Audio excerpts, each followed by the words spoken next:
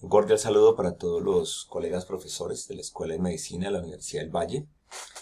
Este video es una introducción al taller que realizaremos sobre elaboración de preguntas.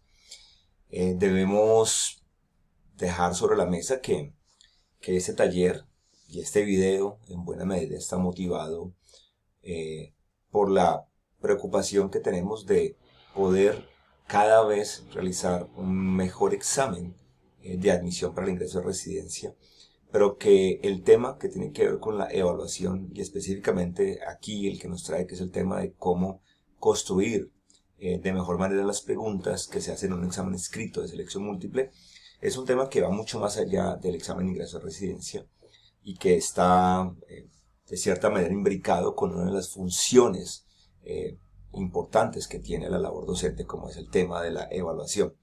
Entonces, aunque aquí estaremos enfocados hacia lo que es la construcción de preguntas de un examen de selección múltiple con opción única, dirigido a un examen de alto valor, como es el de ingreso a residencia, no podremos dejar de tocar la relación, la articulación que tiene esto con todo lo que es el tema de la evaluación. Bueno, mi nombre es Carlos Andrés Pineda, soy especialista en medicina familiar, tengo una maestría en educación superior. Actualmente soy el director del pregrado de medicina y pues con mucho siempre interés académico e investigativo en el tema de la educación médica. Entonces, empecemos.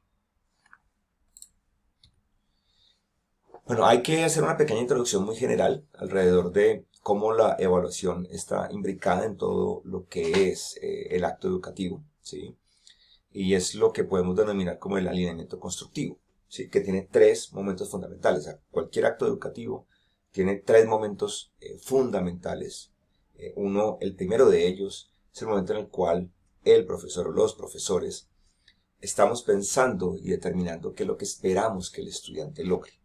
Eso es lo que tradicionalmente se ha llamado como objetivos, que desde hace ya unas décadas venimos hablando más bien del término de competencias, hablando más de los desempeños profesionales, que en los últimos años ya empezamos a hablar más de resultados de aprendizaje y bueno, sobre esto a veces hay confusiones y son modelos antagónicos, son complementarios, bueno, etcétera, pero no es el objetivo en este momento. Pero pues el término que más se nos pide ahorita es el de resultados de aprendizaje.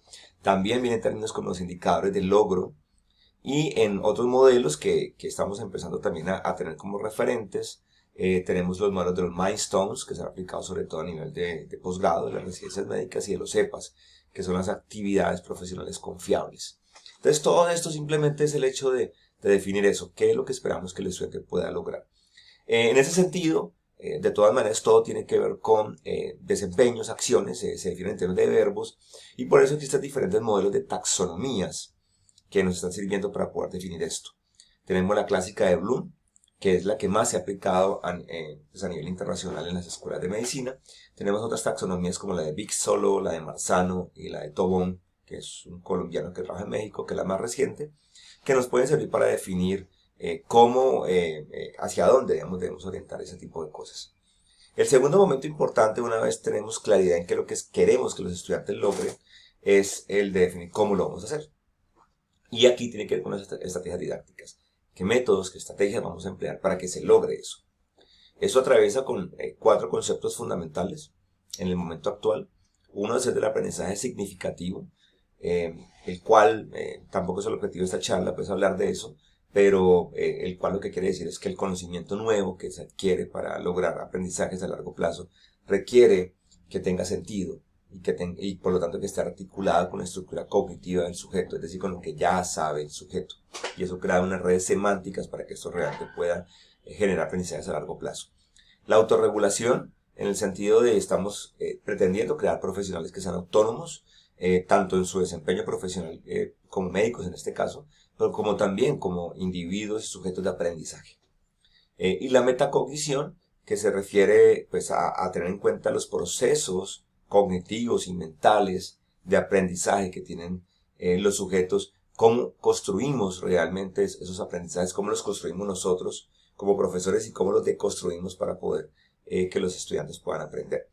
Y los ambientes positivos de aprendizaje alrededor de todo el contexto y todas las barreras que están alrededor, que deben crear un ambiente de respeto, un ambiente positivo, motivador, que no quiere decir sin rigor, sin exigencia, para que se faciliten los aprendizajes. Y finalmente ya una discusión alrededor de las didácticas específicas, por ejemplo, la clase magistral, el aprendizaje basado en problemas, lo que es la didáctica, la práctica clínica, la simulación clínica, etcétera, etcétera. Y finalmente llegamos al tema de la evaluación, que es el que nos convoca hoy. Pero miren que la evaluación ya es un reflejo de lo que, es algo que debe ser coherente con lo que viene hacia atrás. Entonces, en ese sentido, pues ahí en la discusión de qué estrategias evaluativas se van a emplear, cómo se realimentan los estudiantes y cómo la evaluación debe ser coherente con la didáctica y con lo que se pretende del estudiante y la construcción de las rúbricas de evaluación. Pero miren que digamos que fenómeno puntual que nos convoca, que es el examen, por ejemplo, en la construcción del examen de admisión a residencia, se rompe un poco este alineamiento constructivo, porque aquí la evaluación se da de forma independiente con los otros procesos. Simplemente estamos determinando qué tanto el proceso formativo que ha tenido un médico, en este caso un médico general, en otras instituciones o en nuestra misma institución, finalmente ha logrado lo que se quiere lograr y queremos en ese sentido, en teoría, escoger a las mejores personas que puedan enfrentar un proceso ya posgradual de formación como tal. Entonces ahí se rompe un poco eso, pero finalmente la evaluación de todas maneras está relacionada con todo lo anterior. Bueno, entonces aquí vamos a hablar de la pirámide de Miller. La pirámide de Miller es muy clásica en la educación médica y sobre todo en la parte evaluativa. Lo que nos dice es que finalmente el desempeño de un médico se construye en un saber, son conocimientos específicos, puntuales, en un saber cómo, que ya tiene que ver más con la aplicación que se hace de ese conocimiento, cómo ese conocimiento lo uso para resolver los problemas reales, pero también en un mostrar y en un hacer, que ya tiene que ver con desempeño, pero el mostrar se relaciona mucho con mostrar en un contexto académico todavía. Se usa mucho lo que tiene que ver con simulación y el hacer tiene que ver con realmente el desempeño en un contexto clínico real como tal, en este caso con los pacientes. En el saber, entonces hablamos de recordar datos, hechos, conceptos, en el saber cómo interpretar y aplicar, en el mostrar, demostrar lo aprendido, o sea, de comportamientos, y en el hacer ya es ese desempeño integrado a la práctica. Y cada uno de ellos tiene una serie de instrumentos y de estrategias evaluativas que solamente las vamos a enumerar. En el saber, pues lo que más se usa son los exámenes de selección de respuesta. En el interpretar, el de aplicar, el saber cómo, hay otros elementos también, los exámenes de selección de respuesta corta, de falso y verdadero, de rellenar espacios, pero también otras estrategias que vamos a hablar posteriormente. En el mostrar se usa mucho lo que tiene que ver con simulación y ahí está el OXI o ECOE, que es el examen clínico objetivo estructurado, todo lo que se hace alrededor de simulación clínica, paciente simulado y la lista de cotejo o los checklists. Y en el hacer tenemos instrumentos como el Minisex, como las cartas de encuentro clínico, el muestreo de historias clínicas, los encuentros con pacientes ciegos, me refiero en el sentido de que el médico o el estudiante no sabe que ese paciente es un evaluador, lo que tiene que ver con la observación de procedimientos, de habilidad de procedimientos, el DOPS, las discusiones basadas en casos, que es un instrumento para evaluar exposiciones y presentaciones, y el multi-source feedback o evaluación de 360 grados, que lo que pretende es tener diferentes miradas hacia el desempeño de un estudiante. Toda evaluación debe tener esos criterios. Y mire que al final es algo que podemos también equiparar mucho con lo que son, por ejemplo, los paraclínicos en la práctica médica. Porque lo que pretende un paraclínico es poder tener datos para evidenciar una situación de salud, de enfermedad en una persona. Aquí lo que queremos con las evaluaciones es poder determinar, tener un muestreo también, que revele la realidad del aprendizaje de un estudiante. Entonces una evaluación debe ser válida al igual que lo es un paraclínico. La validez implica que el resultado esté realmente lo más cercano, digamos, a la situación que queremos demostrar, en este caso el aprendizaje del estudiante. Y que el resultado que arroje la evaluación esté reflejando realmente lo que está pasando con el estudiante. Y eso también tiene que ver con el hecho de que en el caso específico nuestro, que una estrategia evaluativa, así como lo es un paraclínico, tenga un cuerpo de un nivel de evidencia, soporte estadístico que demuestre que es válido. La reproducibilidad o consistencia, pues, el hecho de que si la evaluación se repite, pues arroje resultados similares, tanto si se repite la misma evaluación con el mismo evaluado, también como el hecho de que el mismo instrumento sea aplicado por diferentes evaluadores. La facilidad es el hecho de que la evaluación sea práctica, realista y que se pueda aplicar en los contextos reales que necesitamos aplicarlos. El efecto educacional tiene que ver con el hecho de que realmente aplicar una estrategia evaluativa, un sistema de evaluación, beneficie todo el sistema educativo, todo el acto educativo como tal. El efecto catalítico tiene que ver con que la evaluación nos proporcione datos concretos para poder mejorar el aprendizaje, bien sea para el mismo estudiante o para los profesores. Y la aceptabilidad pues tiene que ver con el hecho de que todos los actores que están involucrados encuentren que ese sistema evaluativo, ese proceso evaluativo, esa estrategia evaluativa está bien hecha, es creíble, es aceptable, etcétera, etcétera. Entonces, esos son, digamos que los criterios que deben cualquier estrategia de evaluación, como en este caso un examen de admisión a un posgrado. Pero es importante también, antes de entrar a hablar de la construcción de las preguntas, hacer un contexto alrededor de lo que implica ese tipo de evaluaciones. Son lo que se llaman los high stakes tests. O sea, las evaluaciones como de alto impacto, de alto significado. Porque es el hecho de que una evaluación puntual implica una toma de decisión muy importante, como es en este momento si una persona entra o no entra a un programa de residencia. Entonces, en los high stakes tests, hay que tener en cuenta los problemas que puede tener, ¿sí? Lo primero es que es posible que la prueba no mida correctamente el conocimiento o las habilidades del individuo. Entonces, ¿de qué estamos hablando aquí? Estamos hablando de que, por ejemplo, una prueba de lectura puede estar evaluando realmente si la persona ha leído determinado libro, determinados tipos de libros, no realmente habilidades de lectura en general. Si ponemos, por ejemplo, pruebas basadas en computador, el problema es que puede que no estamos midiendo realmente lo que el estudiante sabe o no sabe, sino si el hecho de si sabe manejar el computador, si sabe manejar un programa específico. Podemos mencionar un ejemplo muy concreto. Nosotros pasamos recientemente por el examen al mejor interno del país. Y este examen tuvo una primera fase de examen de selección múltiple tipo, pues, ICFES.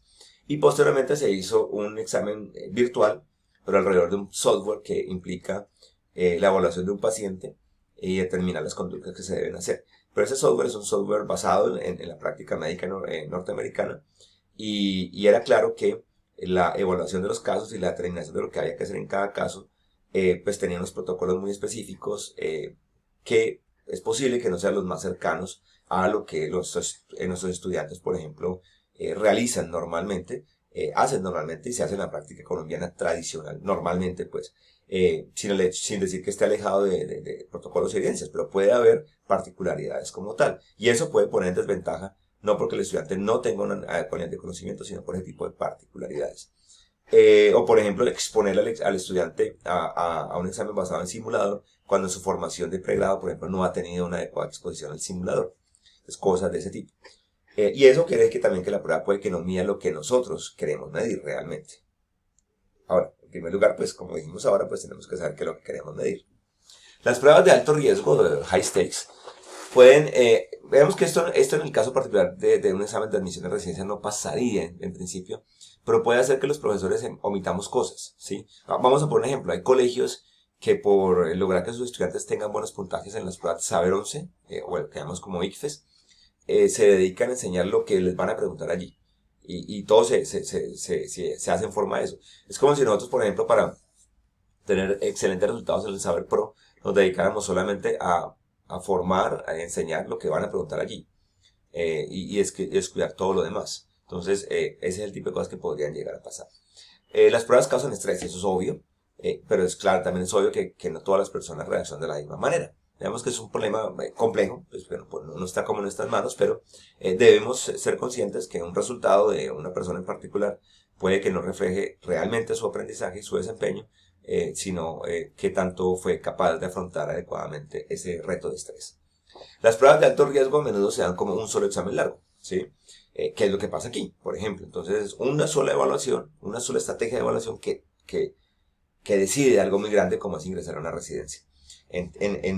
Digamos que en el acto educativo normal eso no debe pasar. Ninguna decisión debería basarse en una sola prueba, ¿sí? Sino que debemos tener múltiples resultados. Aquí puede ser mucho más complejo, pero se hace un llamado a que debemos tener en cuenta otras variables. Las pruebas de alto riesgo crean más incentivo para hacer trampa y eso lo hemos vivido en carne propia, ¿sí? Un solo examen de alto riesgo pues, es un estímulo para que se haga trampa para ese examen, ¿sí? Es probablemente más fácil hacer trampa para una sola evaluación que aprender, que estudiar como tal. Sí, y es posible que al final pues estemos determinando no quién sabe más, sino quién fue capaz de hacer más, de mejor manera y forma más efectiva la trampa, ¿sí? Las pruebas de alto riesgo pueden tener recompensas que sean controvertidas, pueden estar penalizando que los examinados no tengan ciertas habilidades, pero por causas ajenas a su voluntad. Eso es bien complejo, porque eso está reflejando una inequidad del sistema, acceso a recursos específicos. Por ejemplo, pasa mucho, más bien es cuando se hace un examen para ingresar a pregrado, a estudiar medicina, por ejemplo.